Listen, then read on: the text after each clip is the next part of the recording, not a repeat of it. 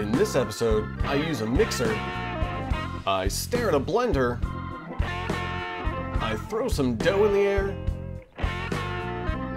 Oh yeah, and I also show you how to make this tasty pizza and cut it right down the center.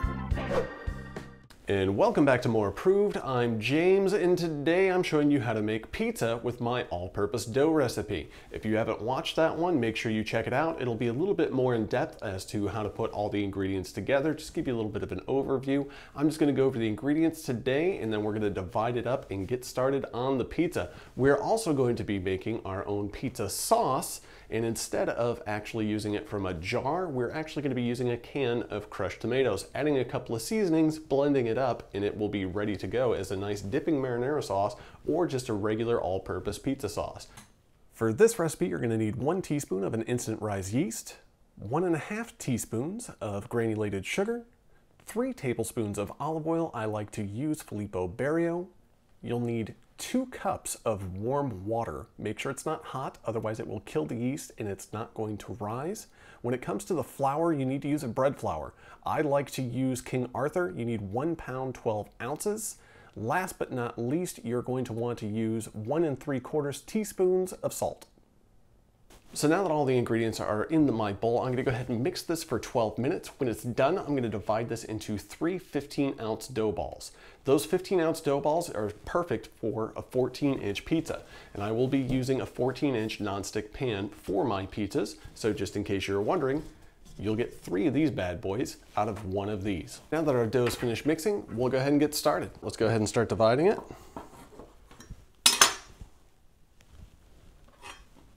And I was at 14 3/4 on my first try, and 15 1/4, 15 1/3. That'll be just fine.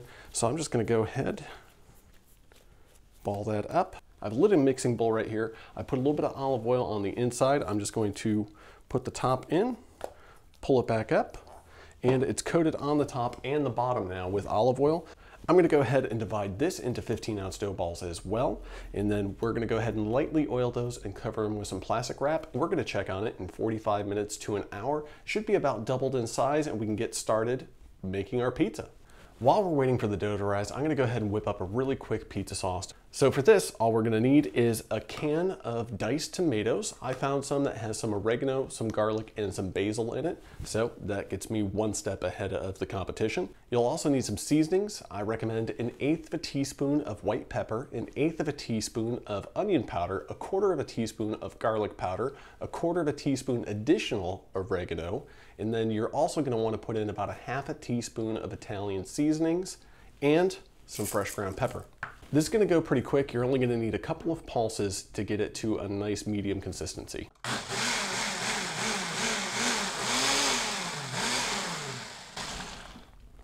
And voila, we're done. So once your dough has risen up, you're going to want to take and just push it down a little bit. Flour down a solid surface. Gently lift your pizza out. And you're going to want to take and form your crust. It doesn't need to be too big. This will rise up pretty decently in the oven. And you're going to want to push out as many air bubbles as you possibly can. Take a pan, pre-oil it, set the pizza right smack dab in the center, and then slowly work your way out and stretch that pizza. Or you could do it this way and then toss it in the air once or twice. And go ahead and set that bad boy in there. All right. Now, if it gets overstretched a little bit, that's not too big of a deal. Just sort of jockey things around a little bit so it fills out nicely. And I'm actually going to put this up all the way up to the edges so I have a nice thick crust. I like crust. And then for any remaining sections where you have these bubbles, you're just going to want to take a fork and dock it. Now this will help the trapped air escape so you don't have as many bubbles in your pizza as you're cooking it. Now it's time for the pasta sauce or pizza sauce or marinara sauce, whatever you have. This is one we ripped together. Just going to put a nice little generous portion right in the center there. And then just use a spoon or a ladle, spread that around. And I think I want a little bit more sauce on that. So just put it right in the center again and work your way from the center to the outside. Here we go. Bring it right up to the edges of that crust. Now this is 11 ounces of cheese. You can get away with more, you can actually get away with a little bit less. I like cheesy pizza. So you could probably get away with 8 or 10 if you really wanted to. But if you like a nice cheesy pizza, I suggest 11 to 12, maybe even 14. Sort of spread that around nicely. Now this is the point where you put whatever toppings you want on there. I have some pepperoni. So we're going to make this an extra pepperoni pizza here. Let's go ahead and spread them out. It doesn't really matter what pepperoni you use. I believe this is a Sugardale pepperoni. I got it in a big bag, and I actually like to divide that up and freeze it in smaller portions. So that way when I make pizza, I always have pepperoni on hand. There we go. The pizza is all ready to put in the oven. I have my oven preheated to 500 degrees, and I'm going to put this on the middle rack, and I'm going to check it after about 10 minutes. You want to keep an eye on the crust. When the crust starts turning brown on top, it's most likely done. You can lift up the edge and look at the bottom. If you're using a non-stick pan, you want to look at the bottom of your pizza to make sure that it is not getting too dark. When the bottom of the pizza starts getting dark, pull it out. If the top of the pizza starts getting pretty dark, pull it out.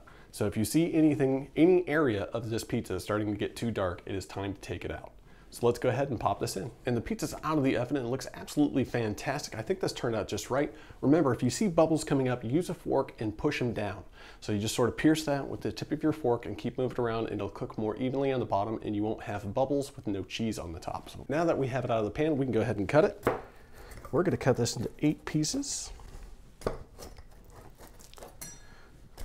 So just make 2 series of X's right on that pizza, and you're done. Look at the bottom of that. Nice and golden brown. And thanks for watching More Proof. I'm James. Till next time, see you then. I'm gonna go eat some pizza now.